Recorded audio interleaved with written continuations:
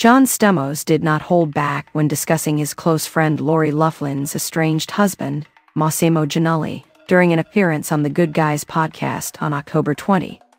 "He's a terrible narcissist," the Full House alum said about the 62-year-old fashion designer, adding that it was Mossimo's fault Lori was indicted in the Operation Varsity Blues college admissions scandal in 2019. "I know for a fact it was all him," he stated, emphasizing that his former co-star went to prison because of him. John also blamed Mossimo for the couple's split, which Lori's representative announced in early October. "She put up with a lot over the years with this guy," he expressed, noting, "Whatever he did to her, it hurt her deeply."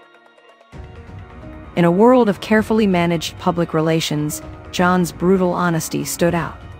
According to a source, Lori, 61, was a bit taken aback by her former on-screen husband's harsh words, but ultimately feels grateful for his support.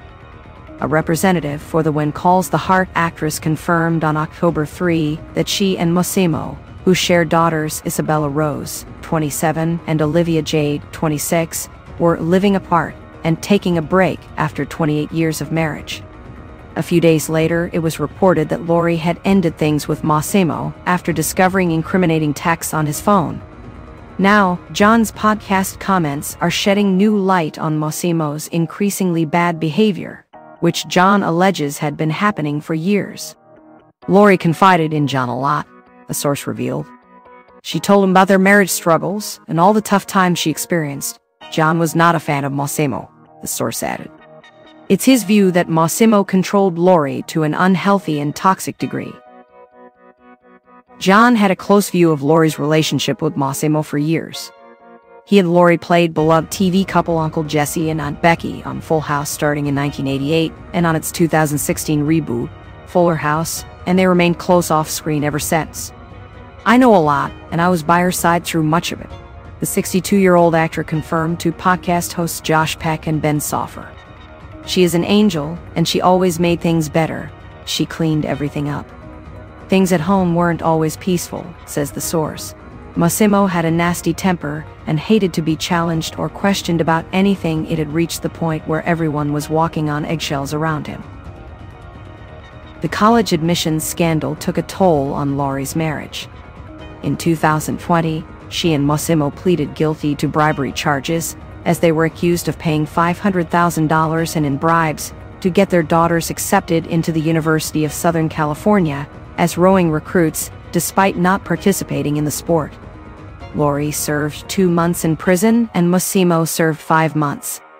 Lori blames Mossimo and maintains it was his greed that put them in that position, and he accuses her of the same thing, says the source.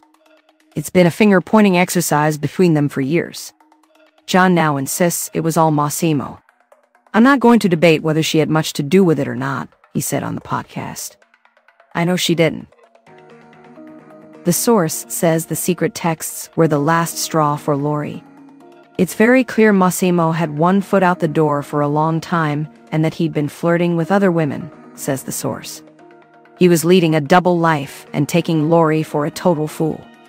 On October 2, Mossimo was photographed in front of his store with 32-year-old stylist Hannah Harrison, who tried to hide behind his car. She later insisted that the outing was purely professional.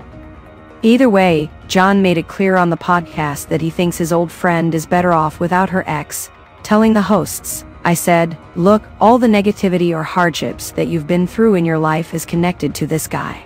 I just hate to see her go through this."